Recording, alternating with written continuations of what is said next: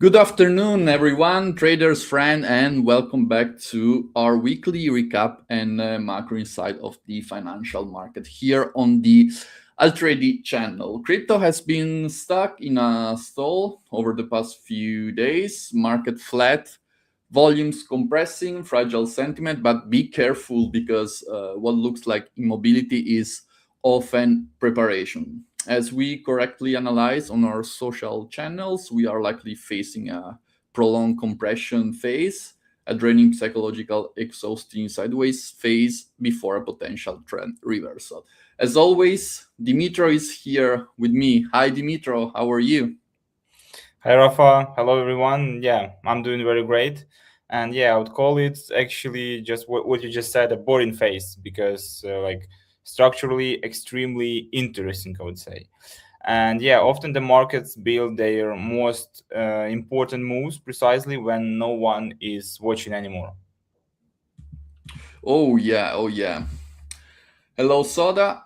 And yeah, short session, nothing uh, to, I mean, Major. yeah, no major, but we want to analyze a weekly recap as always together.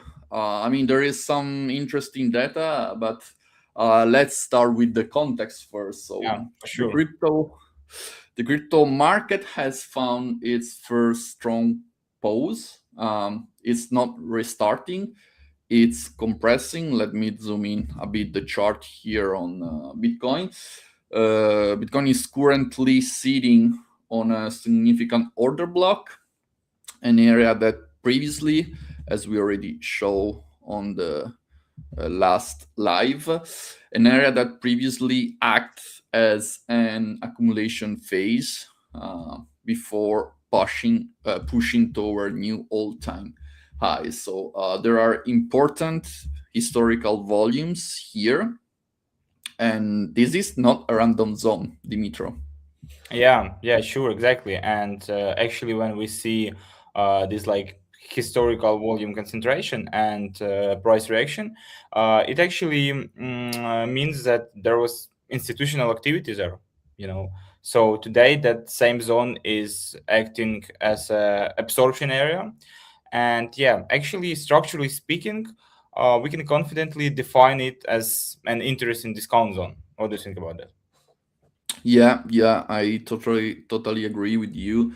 It's an interesting discount zone right now.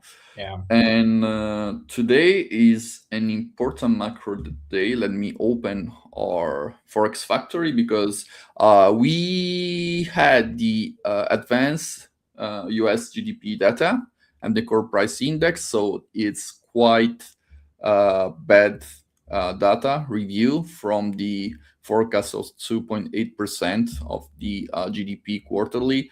The new result, the actual result is 1.4. So a big drop, and the core price PCE index is rising a bit, and then we gonna have soon the service and manufacturing PMI. So these are crucial because they give us a real snapshot of the economy. So GDP for us, Dimitro, what does it mean? Yeah, actually, GDP measures like overall growth for us, while core PCE is one of the preferred inflation indicators, monitored, of course, by the Fed. So yeah, if we see solid growth with inflation under control, the market actually could react positively. But if inflation surprises to the upside, we could see pressure on risk on assets such as like Bitcoin. Oh yeah. So everything is still in place. Let's see in the next 10 minutes what data we gonna see on the manufacturing and service PMI as well. So yeah, today is an important final final day of the week. The market is reacting bad for the advanced GDP and the core price index, but Bitcoin right now is quite flat. So crypto is reacting not bad at all. So now let's look at an extremely interesting macro metric that I post on our social media this week. Something quite interesting. Um, Here we have the Bitcoin versus money supply.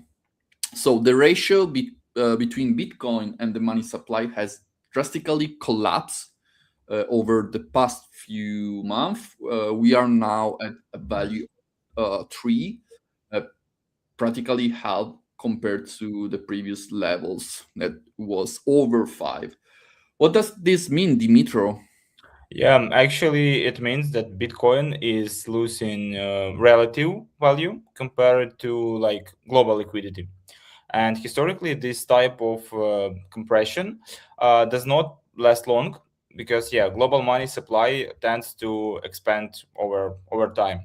So yeah, Bitcoin as a scarce asset, yes, we can say that scarce asset tends to absorb monetary expansion.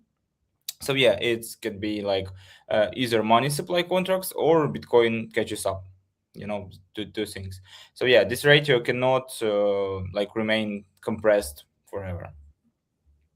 Yeah, that's totally true. We have to go higher because Bitcoin should absorb this money supply. So yeah, interesting analysis. I like it. Yeah.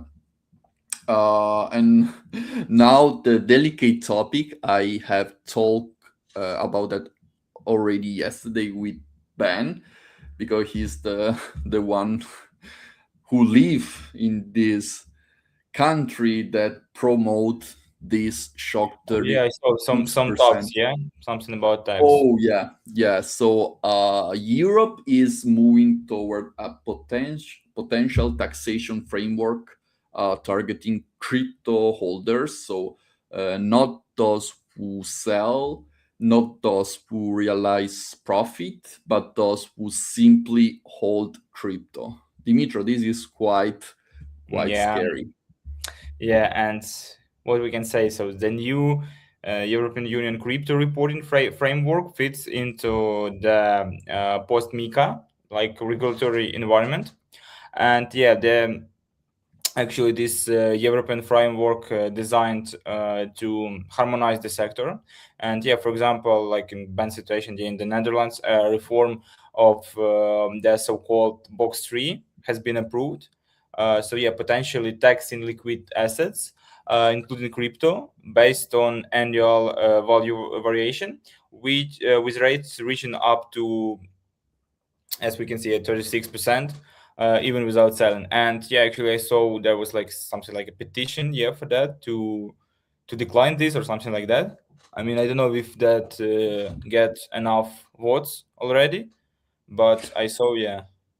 Yeah, I mean, we should ask Ben because he knows better than us. But yeah, it still need to be approved from the other side of the parliament, stuff like that. But I mean, it's a bad sign for us. So because this changes the paradigm. We move from transaction taxation to just ownership taxation. So it's like psychologically it's creating pressure because you might owe taxes without having generated liquidity yet. So let's see in the next month what will happen. Also because they are targeting January 1, 2028 for the Senate approval. Yeah. Mhm. So if they approve at the Senate, the law will be on in January 1st of 2028. Ah, that hurts, Dimitro. So Yeah, let's I see agree. the That's so process. big. I mean, 36%. Oh my God, what is that about? Yeah. That's That's so crazy. That's much. crazy. Yeah. Okay, Government chart of the week. government doesn't like Bitcoin, you know. Yeah. That's what I think. Also, I think they want to move some private investment to other sector, maybe like bonds or like national debt or something else. But if they keep following this way, many investors and like crypto traders, they will move the capital to other countries. So it's a double side effect.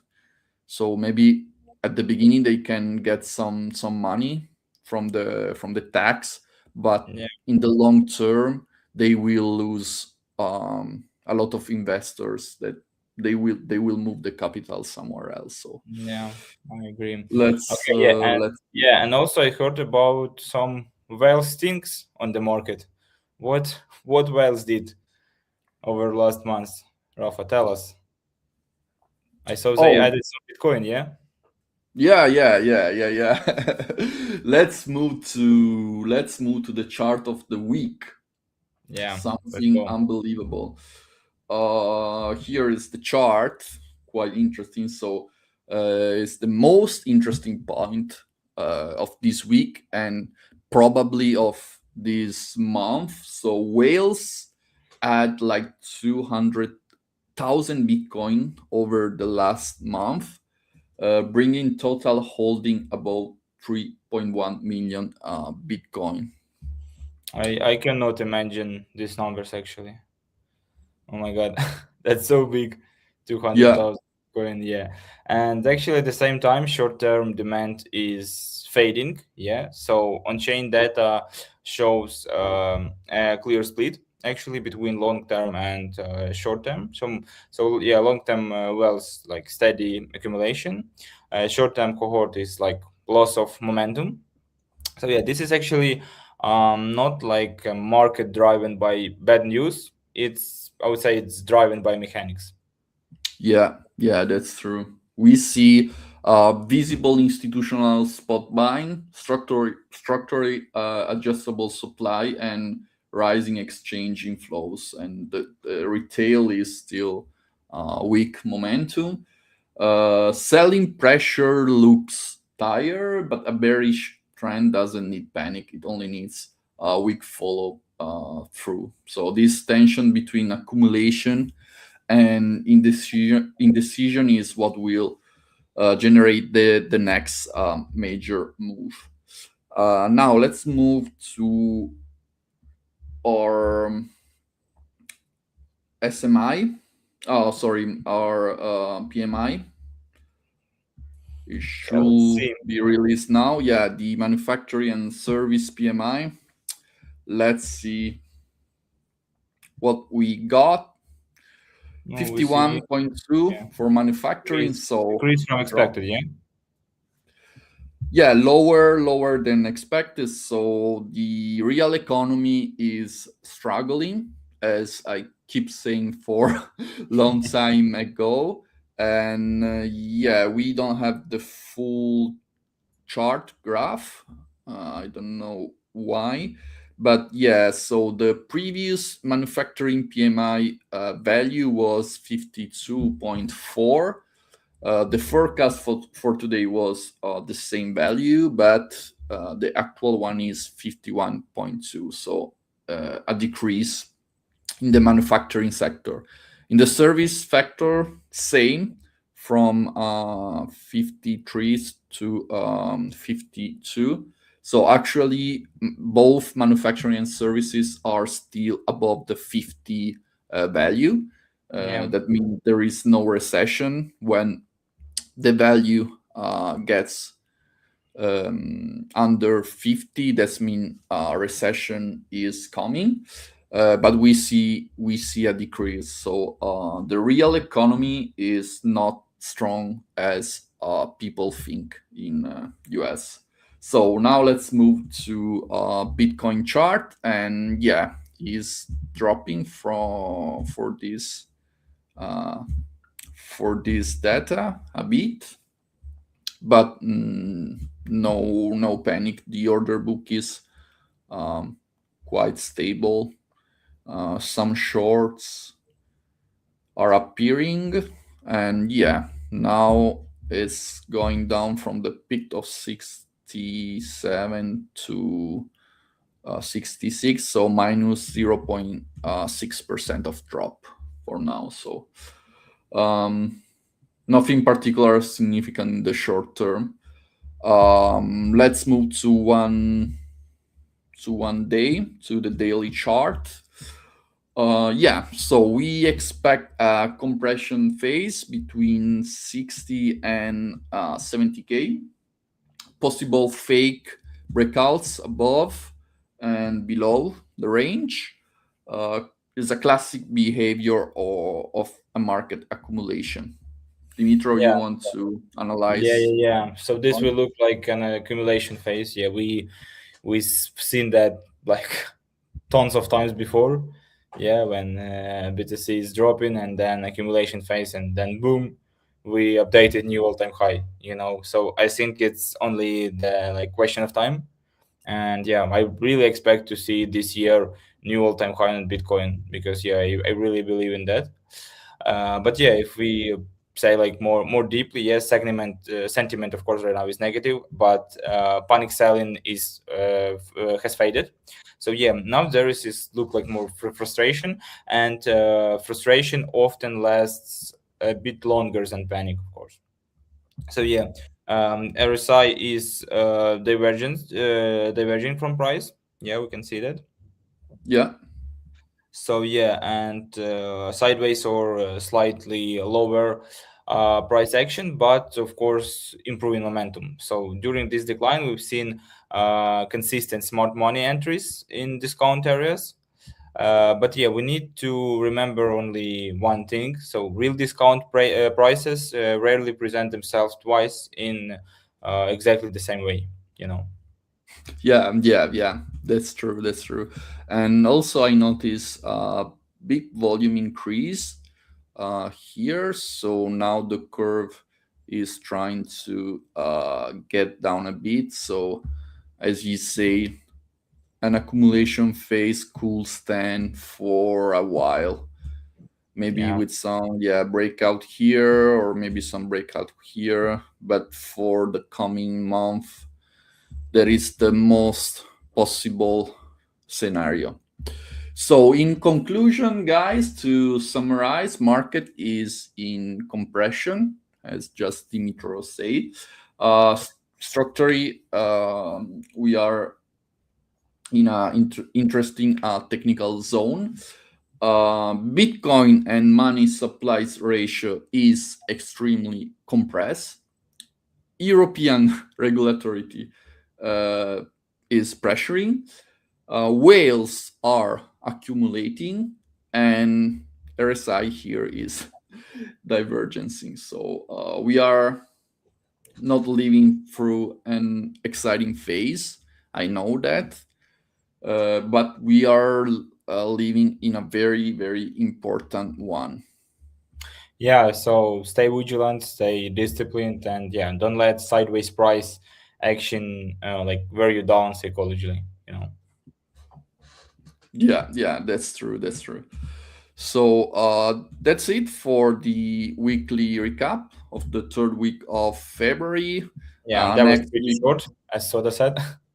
But yeah, yeah, nothing, yeah, 20 minutes of yeah, quick nothing recap. major. Yeah, nothing major. Thanks, Soda. Bye. See you next week, the last week of February, and then we gonna start with new month March. So let's see if Yeah, some there spring. will be, yeah, some spring will bring some sunshine and some light on Yeah, we do crypto believe and in that. Bitcoin. Yeah, let's hope for Thanks, that. Dimitro. Thank Thanks, you, Rafa. everyone, Yeah, and enjoy your weekend, traders. See you next time. yeah, bye. Bye.